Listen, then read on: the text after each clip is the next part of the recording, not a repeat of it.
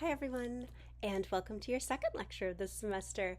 We are going to be talking today about literary adaptation and what that looks like as an interdisciplinary artistic tradition that we follow in communication studies and also in different universities can be housed in English departments, sometimes education departments, sometimes theater departments. So let's talk about the relationship between all of these different disciplines and literary adaptation. Let's talk about the different origins of the oral interpretation of literature, which is where literary adaptation comes from. So let's talk about English first. In English, there is the known understanding that when we embody literature, when we speak it out loud, when we give it our own interpretive emphases and characters and narration, it's different than someone just reading it to themselves. You can think about the book on tape experience as opposed to the voices you hear in your head, right? That idea, we know that matters. We know that seeing the performance come alive on a screen or a stage is different. And in the field of English, that was one of the first places where people said embodying literature matters.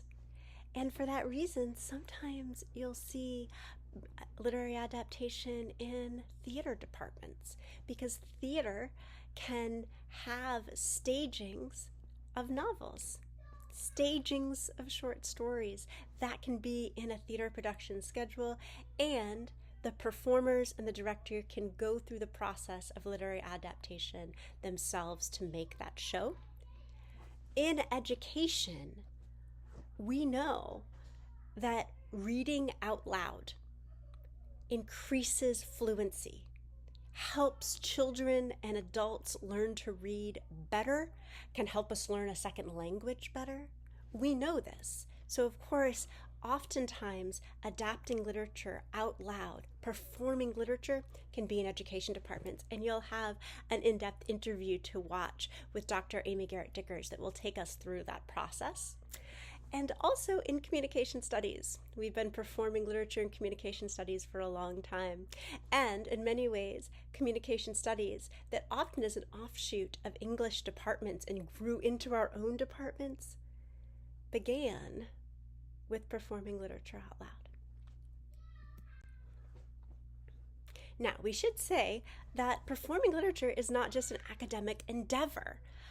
People have been sharing their stories out loud as a way to communicate history, to communicate faith, to communicate shared values. You can think of the Odyssey by Homer that happened in the 8th century BCE. And we think maybe even before that. For a very long time, before there was written language, there was stories. They were passed down through performing.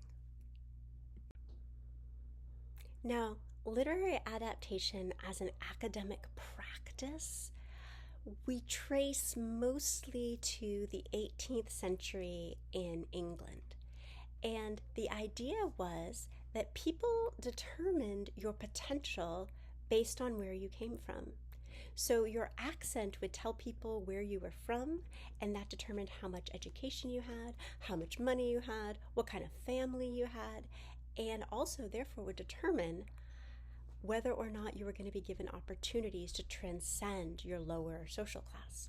So people would pay elocution professors and elocution coaches to teach them to talk like they had power and money so they could get more opportunities. And it worked so well that it became a formal part of English departments, learning how to speak out loud well. A way you would sometimes impress your guests at a party or a dinner would be to read out loud with expression great works to show people that you understood these well enough to embody them and entertain people with them.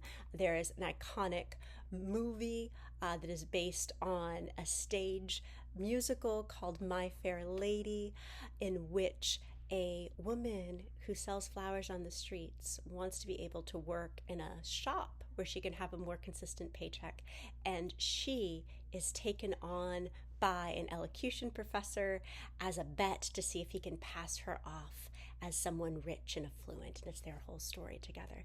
So this is very much a part of history that we can trace back and see in different pieces, different artistic endeavors of what it meant to embody literature and adapt it through oral telling.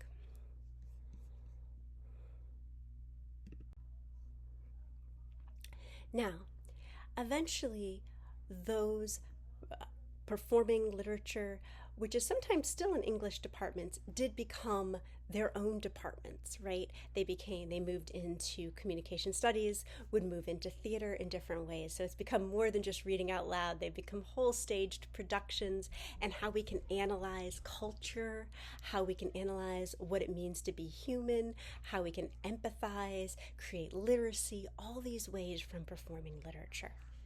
But in addition to literary adaptations, I want to think about other ways in contemporary culture. We are going to be staging a performance. You can take performance of literature as a standalone class in the communication studies department. But know too that children learn to read out loud to demonstrate fluency, to learn the flow. I have an entire troupe that performs in the local school systems, and they perform children's stories because we know from research that hearing a story out loud helps students understand the written word, understand flow, and become better readers. Also, you can think of poetry slams. There's entire days at different sorts of clubs, in different venues, where people will perform their poetry out loud. And it is an artistic endeavor that draws large audiences. So realize that performing literature, it is across different disciplines, from theater to English to education and communication studies, and it exists all around us in our daily lives. So if you have any questions, reach out. I'm very excited to be adapting literature with you this semester.